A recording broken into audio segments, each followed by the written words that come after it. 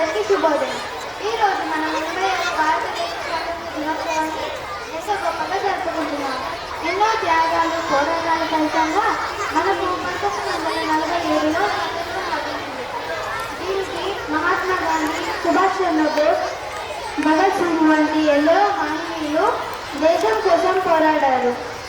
మహాత్మా గాంధీ గారు సత్యం, అహింస అనే 2 ఆయుధాలతో మనకు స్వాతంత్రం తీసుకువచ్చారు.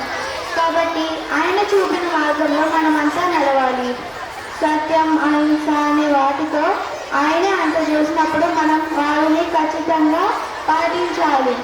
చెడు అనవద్దు, చెడు కనవద్దు, చెడు వినవద్దు అని గాంధీ గారు ప్రబోధించారు. అంటే చెడు మాటలు మాట్లాడకూడదు, చెడు చూడకూడదు, చెడు వినకూడదు అనే అర్థం. నేటి వాళ్ళలే రేపటి పౌరులు.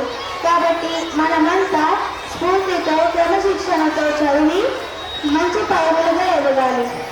స్వాతంత్రం అంటే కేవలం హక్కులు మాత్రమే కాదు, భారతదేశంపై బాధ్యతలను నిర్వర్తించడం కూడా. కాబట్టి మనమందరం మన సమరయోధులు చేసిన త్యాగాలను ఎల్లప్పుడూ గుర్తించుకుందాం. జై హింద్.